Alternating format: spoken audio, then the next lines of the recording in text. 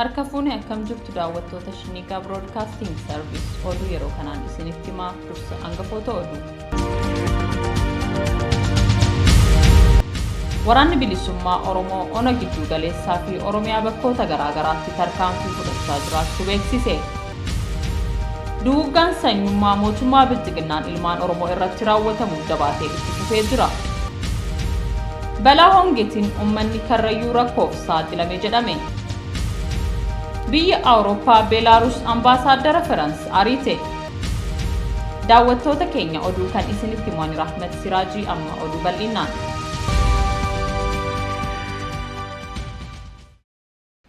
Waraanni bilisummaa Oromoo ona giddu galeessaa fi Oromiyaa bakkoota garaa garaatti tarkaanfii fudhachaa jiraachuu beeksise. Waraanni bilisummaa Oromoo zoonii giddu galeessaa Shawaa Lixaa ona Ada'aa Bargaa magaalaa Mugar irraa gara magaalaa Eelaa imalaa kan ture waraana mootummaa paatroolii 4 haxxee hidhuun tarkaanfii irratti fudhateen bakka addaa laga Mogee jedhamutti barbadeessuu beeksisee jira. Haleellaa raawwatame kana hordofee waraanni mootummaa ajjeefamanii fi madaan bakka tarkaanfiin itti fudhatame kana paatroolii 3 kaafamuun beekamee jira. Godina addaa sulultaa magaalaa Kaantar Koonyaa Mogar kan Finfinnee irraa kiiloomeetira 38 qofa fagaattee argamtu keessattis waraanni bilisummaa Oromoo haleellaa waraana mootummaa irratti raawwateen magaalattii fi naannoo ishee dhuunfachuu ifoomsee jira. Akkasuma basaastota magaalattii dhuunfachuudhaan uummata dararaa turanis adaba barbaachisu kenneefii jira jedhe. Achuma Shawaa Lixaa aanaa daannoottis waraanni bilisummaa Oromoo kaampii waraana mootummaa magaalaa Kaarraa irraa haleellaa raawwateen waraana mootummaa garii ajjeesuun garii madeessuu kanneen hafan bittimsuu beeksisee jira. Akkasuma Shawaa Lixaa Meettaa Roobii magaalaa Shinootti waajjirri poolisii magaalichaa waraana bilisummaa Oromootiin to'atamuun mirkanaa'ee jira. Galgala kaleessaa Onkolooleessa 17/2021 waraanni bilisummaa Oromoo Wallagga Bahaa Haroo Limmuu keessatti waraana hidhatee Amaara irraa kara daangaa Wallagga Bahaatti bobba'uun yakka sanyii duguuggaa raawwataa jiru irratti haleellaa raawwateen garii ajjeesuun kanneen hafan ari'ee bakka sanaa baasuu ifa taasisee jira. Godina Matakkal aanaa Dibaaxee ganda Gaaleessaa bakka tibbana humni finxaaliyyii Amaaraa itti uummata Oromoo irratti haleellaa sanyummaa raawwatanittis waraanni bilisummaa Oromoo humna faannoo irratti haleellaa raawwateen humna hidhatee kana danuu barbadeessuu beeksisee jira. Haleellaa kana hordofee humni finxaaliyyii Amaaraa humna dabalataan bakka Chaangii jedhamu irraa garasitti imalaa waan jiraniif waraanni bilisummaa Oromoo haleellaa itti aanuuf qophii ta'uu ifoomsee jira. Oduma wal fakkaatuun waraanni bilisummaa Oromoo zoonii kibbaa Cibraan Soddon Booroo guyyaa kaleessaa jechuun Onkolooleessa 17/2021 godina Gujii Bahaa aanaa Liban ganda Simmintoo iddoo addaa Qarree Kudhaa jedhamuu fi Odaa Yaabii jedhamtutti akkasumas aanaa Gumii Ildalloo ganda Haayaa aananii iddoo addaa Irreessa Liban Burii jedhamtutti tarkaanfii waraana mootummaa irratti fudhateen waraana mootummaa irraa 23 ol du'aan adabuu fi 31 ol ammoo madoo gochuudhaan konkolaataa paatroolii waraana tokkos barbadeessuun injifannoo boonsaan golabuu beeksisee jira. Duguuggaan sanyummaa mootummaa bilxiginnaan ilmaan Oromoo irratti raawwatamu jabaatee itti fufee jira. Wallagga Lixaa aanaa Najjoo ganda Mucichoo Boollii jedhamutti Onkolooleessa 16/2021 waraanni mootummaa Itoophiyaa haala suukaneessaa ta'een dargaggoo maqaan isaa Tashooma Nagaraa jedhamu fuula maatii isaa duratti rasaasa itti roobsuun ajjeesuu maddi keenya Najjoo irraa SHINNIIGAAF himanii jiru. Oduma wal fakkaatuun humni finxaaleeyyii Amaaraa Yuunivarsiitii Asoosaatti barataa Oromoo muummee injiinaringii waggaa 3ffaa kan baratu barataa Ayyaanaa Dhugumaa nama jedhamu erga qabanii hidhanii booda guyyaa kaleessaa Onkolooleessa 17/2021 bakka itti hidhanii baasuun ajjeesuu maddi keenya Asoosaa irraa nuuf himanii jiru. Walumaa gala yeroo ammaa Naqqamtee gaditti mootummaan neetworkii balleessee waan jiruuf yakka duguuggaa sanyii waraana mootummaan ilmaan Oromoo irratti raawwatamaa jiru adda baasanii beekuun rakkisaa ta'uun beekamee jira. Balaa hongeetiin uummanni karrayyuu rakkoof saaxilame jedhame. Oromoon karrayyuu rakkoo gama daangaan yeroo ammaa humnoonni Amaaraa haleellaa itti bananii jiraniin alatti hongeen miidhamaa jiraachuun beekamee jira. Haaluma kanaan yeroo ammaa roobni dhibuu irraa kan ka'e gaalonni fi beeladoonni manaa kan biroon sababa hongee kanaan du'aa jiraachuudha kan dhagahame. Rakkoo hawaasni kun keessa jiru sababeeffachuun hayyoonni Oromoo goofandii banuun Oromoo karrayyuu fi akkasumas Oromoo Booranaa kan yeroo ammaa hongeen waxalamaa jiraniif gumaata funaanuu eegaluu isaanii beeksisanii jiru. Gogiinsi fi hongeen akkuma jirutti ta'ee lafti weerara bulchiinsa mootummaa naannoo Amaaraan aanaa Fantaallee irraa fudhatame Malkaa Jiloo, Ulaagaa Xinxijjii, Haroo Arbaa, Miccii, Haroo Didaa, Qonyee, Qorkee, Arroolee, Wanjii, Dodotii Guddoo, Harooressa Bal'aa, Harooressa Qallaa, Funyaan Booraa fi Funyaan Waaggayyoo fa'aadha. Kanaaf hawaasni Oromoo karrayyuu weerara saamiinsa lafaa irraa banamee fi hongee mudate kanarraa dandamachuuf dirmannaan uummata Oromoo bal'aa kan barbaadu ta'uu keessa beektonni yaada kennatanii jiru. Humni ittisa Tigraay humna waraana Itoophiyaa irratti injifannoo gonfachuu beeksise. Kanarratti gabaasa qabna. Humni ittisa Tigraay loltoota mootummaa Abiy Ahmed kuma hedduutti lakkaa'aman barbadeessuun bakka waraanni kun duraan qabatanii turan qabachuu beeksise. Waraanni mootummaa Itoophiyaa tibbana maqaa leellaa xumuraa juuntaa irratti raawwatamu jedhuun gara lolaatti kan seene. Lola kana irratti yeroo ammaa kutatni waraanaa hedduun waan jalaa barbadaa'eef balaa guddaa keessatti kufee jiraachuun isaa beekameera. Humni TPLF lola mootummaa Itoophiyaa irraa isatti baname kana deebisanii ofirraa qolachuun injifannoo boonsaa galmeessuu beeksisaa jiru. Ajajaa olaanaan humna ittisaa Tigraay Leetinaal Jeneraal Taaddasee Warradee yaaliin leellaa humna waraana mootummaa Itoophiyaan duratti aggaamame guutummaa guutuutti fashaleeraa jedhan. Guyyoota muraasa dura haleellaa qindaa'aa mootummaa Bilxiginnaan duratti raawwatameera akka jedhan Jeneraal Taaddaseen duula waraana faashistii lafoo fi humna qilleensaan duratti raawwatame guutummaan guutuutti qolachuun waraana Abiy Ahmed kuma hedduu barbadeessineerraa jedhu. Lola fulbaana 27 hanga Onkolooleessa 2014 akka lakkoobsa Itoophiyaatti geggeeffame. Kanaan humni ittisa Tigraay loltoota mootummaa hedduu barbadeessuu cinaatti meeshaalee waraanaa gurguddaa booji'us ifoomseera. Diinni kutaalee waraanaa 34 qubachiisee keessaa kutaalee waraanaa 27 lola kanarratti hirmaachuu kan dheeru ibsi kun humna biltsiginnaa kana keessa harki caalu guutummaa guutuutti barbadeeffamuun himameeti jira. Bifuma wal fakkaatuun naannoo Afaar keessatti lafa tarsiimoo loltummaaf daandii Itoophiyaa Jibuutii to'achuuf murteessoo kan taate magaalli Cifraa loltoota humnoota Tigraay fidhattoota Afaariin to'atamuun beekamee jira. Sirni bilxiginnaa magaalaa Cifraa lakkisuun Finfinnee lakkisuudha jechuun baatii lamaaf humna guddaa bobbaasee magaalaa Cifraa baraaruuf yaalii taasisaa turuun isaa kan yaadatamu yoo ta'u, amma garuu lafti tarsiimoo loltummaaf hedduu barbaachistuu taate kun harka waraana Tigraayin dhuunfatamuun beekamee jira. Yeroo ammaa waraanni biltsiginnaa ajjechaaf booji'amuu jalaa miliqee gammoojjii Afaariif Walloo keessatti uffata jijjiirratee baqataa akka jirus odeeffannoon jiraattota naannichaa kennaa jiran irraa argamu ifoomsee jira. Leetinaal Jeneraal Taaddasee Warradee dhaamsa waraana biltsiginnaaf dabarsaniinis waraana kana mo'uu dandeessan carraanis hin qabdan amma lubbuu keessan baraaruudha yookaan akkuma loltoota dargii faffacaatanii baduu qofaadha jechuun waraana biltsiginnaatiif dhaamsa erganii jiru. Bifuma wal fakkaatuun ibsa ajajaa olaanaa waraana Tigraay kana hordofuun dubbiimaan koomaand poostii waraana Tigraay Geetaachoo Raddaa akka jedhetti duula Abiy Ahmed eegale kun sirna bilxiginnaa Abiy Ahmediin durfamuuf isa xumuraa ta'uuf jira jechuun dubbateeti jira. Guyyaan xumuraa Abiy Ahmed dhiyaataa jira kan jedhe Geetaachoo Raddaa waraanni bilxiginnaa haala hin yaadamneen haleelame burkutaa'uusaa mirkaneessaniitiin jiru. Gama biraatii waraanni mootummaa Abiy lola kanarratti booji'aman mootummaan bilxiginnaa lola kanaaf daa'imman umuriin hin geenye waraanaaf fayyadamu daa'ima humna ittisaa Tigraayin booji'ame bu'aaf gaaffii taasisurraa beekuun danda'amee jira. Daa'imni booji'ame kun Arsii Nagallee irraa gara waraanaatti kan makame ta'uuf umuriin isaa 15 ta'uudha kan dubbatu.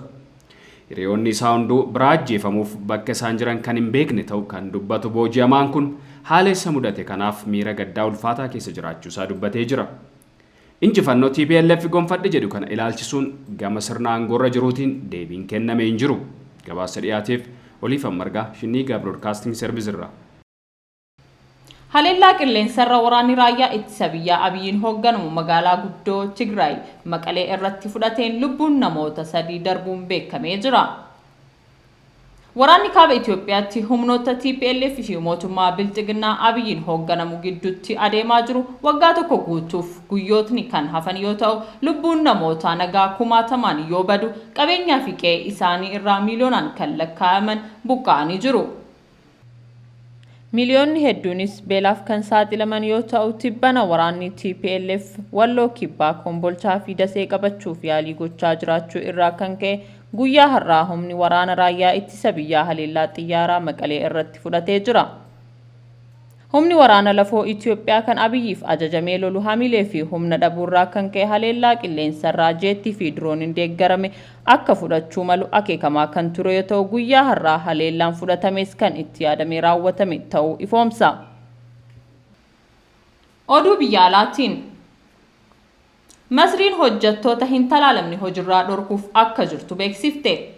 Biyyattiin akka jettutti hojjetaan kamuu talaallii hin fudhanne taanaan walakkaa ji'a dhufu irraa kaasee gamoo mana hojii mootummaa kamuu seenuu akka hin dandeenyedha. Kaabineen biyyattii dilbata kaleessaa akka beeksisetti hojjetaan mootummaa yookiin talaallii fudhachuu yookiin ammoo torbeedhaan koovidii sakatta'amuu qaba. Yoo kana hin taane sadaasa dhufu gaafa 15 irraa eegalee balbalti itti cufama jedhan. Manni qaama itti dhiqatan roobii dhufurraa eegalee masjidota keessatti baay'inaan akka banamus kaabineen kun murteessee jira. Manneen dhiqannaa bitootessa darbe sodaa weerara koronaa vaayirasiitiif jecha cufamanii turan. Mootummaan Masrii weerara dhibee kanaa qolachuuf jecha doolaara miliyoona 64 ramadee hojjechaa jira. Akka ragaan ministeera fayyaa Masrii biyyattii uummata miliyoona 100 qabdu kun hanga yoonaatti talaallii doozii miliyoona 30 kennitee jirti. Biyya Awurooppaa Beelaarus ambaasaaddara Faransa ariite. Beelaarus ambaasaaddari Faransa biyyaa akka bahaniif haaluma ajajamaniin gara dhufanitti deebi'u maddi oduu AFP'n gabaasee jira. Dubbi himaan imbaasichaa madda oduu Faransitti akka himanitti ambaasaaddar Faransa Nicolas Dilast Beelaarusin gadhiisanii kan bahan dilbata ture. Mootummaan Beelaarus ambaasaaddarichi magaalaa guddoo biyyattii Miniskiin gadhiisanii akka bahaniif guyyaan kennameef hanga wiixataatti. Umriin isaanii ganna 57 kan ta'an ambaasaaddar Nicolas bara darbe ture Beelaarusitti ambaasaaddara Faransa ta'uun kan muudaman.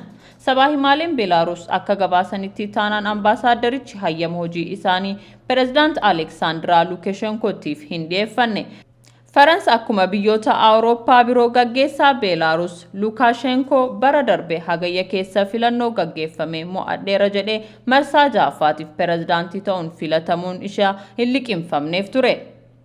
Ambaasaaddari Faransi kun muddee darbe keessa pireezidaanticha arguun osoo isaanirra jiru ministeera dhimma alaa Vildaamir Mekeeniin ture kan argan. Ibsa AFP'tiin argameen dubbi himaan embaasii Faransi ministeera dhimma alaa Beelaarus ambaasaaddarichi wiixata duraa gadhiisanii akka ba'an ture kan ajaje jedhee jira. Hojjettoota embaasichaa hundaa nagaatti jedhanii kan deeman uummata Beelaarusiif ergaan viidiyoo bilbila harkaan waraabameen ka'an fuula marsaariitii embaasichaa irratti ni gadhiifama. Pireezidaantii Beelaarus Lukashenkoo fi miseensonni gamtaa Awurooppaa irra deddeebiin filannoo hagayya darbe gaggeeffame bilisaa fi haqa qabeessa jedhanii akka hin amanne beeksisanii jiru. Iyyuun kana irra darbees bulchiinsa pireezidaantii Lukashenkoo irraa qoqqobbii kaa'uun isaa kan dagatamuu miti. Pireezidaantiin filannichaan booda haala barootaaf argamee hin beekamneen lammiileen mormii isaanii dhageessisan irratti tarkaanfii humnaa irratti fudhatanii jiru. Addunyaan gama lixaa qoqqobbii irra kaa'anillee Lukashenkoon aangoo isaanitti cichanii akkuma qabatanitti jiru. Barana sababa dhiibbaa biyyoota Awurooppaa irra gaheen hariiroo hedduu isaanii waliin qaban addaan kutanii jiru. Pireezidaantiin kun deeggaraa adda duree pireezidaantii Raashiyaa Vildaamir Puutiin akka ta'an himama. Bitootessa darbe mootummaan Beelaarus ambaasaaddara Laatiiviyaa dabalatee hojjettoota embaasii ari'uun isaanii yaadatama. Oduu ispoortiitiin Siifan Hasan atleetii cimtuu dubartii Awurooppaa bara kanaa jedhamte. Atleetiin Neezerlaand dhalattuu Itoophiyaa taate Siifan Hasan Olompikii Tookiyoo ji'oota muraasan dura adeemsifame irratti meedaaliyaa 3 argattee jirti. Gama biraatiin immoo atleetii Noorweey fiigicha gufachiisaa meetira 400 Olompikii irratti riikardii waggaa 29 cabse Kaaster Warholm atleetii dhiiraa filatamaa Awurooppaa bara kanaa tahee jira. Atleetiksiin Awurooppaa Tiwiitara isaa irratti akka ibsetti atleet Siifan Hasan wal dorgommii Olompikii Tookiyoo irratti fiigicha meetira 5,000 fi 10,000 warqii argachuu fi dorgommii FBK Hengaloo Neezerlaanditti taasifameen riikardii meetira 10,000 cabsuun kan ishee atleetii bara kanaa Awurooppaa ta'uun filatamte. Siifan Hasan Olompikii Tookiyoo irratti gosa dorgommii fiigicha 3 meedaaliyaa argachuun seenaa armaan dura atleetonni kaan dalagan qoodachuu dandeessee jirti. Atleetiin kun Olompikii Tookiyoo irratti gosoota fiigicha 3 kan dorgomte yoo ta'u 3 meedaaliyaa injifattee jirti. Fiigicha meetira 5,000 gulaalli marsaa tokko kan meetira 1,500 ammoo gulaalli marsaa lamaa qaba. Siifan walumaa galatti Olompikii Tookiyoo irratti meetira 24,500 fiigde. Shaampiyooniin atileetiksii addunyaa bara 2019tti dorgomsiiseen meetira 1,500 fi 10,000 irratti warqii mo'achuu atileetii dhiiraanis dubaraanis ishee jalqabaa taatee jirti. Madda atileetotaa babbeekamoo Arsiitti kan dhalatte atileet Siifan Hasan umrii waggaa 13 osoo jirtu bara 2008 kolugaltummaan gara Daach kan imalte yoo ta'u bara 2013 lammummaa biyya Neezerlaand argattee jirti. Oduu ispoortii biraatiin Atileetonni Itoophiyaa dorgommiiwwan maaraatoonii Amsterdam, Paarisii fi Liizbaan mo'atan. Dilbata kaleessaa Onkolooleessa 17 2021 magaalota Awurooppaa Paaris, Amsterdam fi Liizbaan keessatti dorgommii maaraatoonii gaggeeffameen atileetonni Itoophiyaa injifatanii jiru. Kanarratti gabaasa qabna. Maaraatoonii Hoolaand Amsterdam keessatti gaggeeffame dhiiraan atileet Taamiraat Tolaa sa'aatii 2 daqiiqaa 3 seekondii 37 xumuree mo'ateera. Dorgommii kana atileetiin Keenya Barnaand Koech lammaffaa yoo xumuru, atileetiin biraa Itoophiyaa Liwul Gabrasillaasee sadarkaa sadaffaan dorgommicha xumure. Dorgommii maaraatoonii dilbata kaleessaa Amsterdam keessatti gaggeeffame kanaan lammiileen Itoophiyaa, Keeniyaa, Eertiraa fi Ugaandaa sadarkaa tokkoffaa hanga kurnaffaa dhuunfataniiru. Dubartootaan ammoo atileetiin Keeniyaa Angeelaa Taanuwee sa'aatii 2 daqiiqaa 17 seekondii 57 xumuruun injifatteetti. Sa'aatiin isheen ittiin xumurte rikeerdii haaraa bakkichaa ta'uun galmaa'eera. Atileet Maarwiin Chepkeewaa lammaffaa yoo xumurte, lammiin Itoophiyaa atileet Heefaan Haayiluu sadaffaa baateetti. Gabayaanash Haayiluu fi Warqinash Alamoo ammoo arfaffaa fi shanaffaan xumuran. Dorgommii Paarisiin ammoo dubartootaan atileetonni Itoophiyaa olaantummaan xumuraniiru.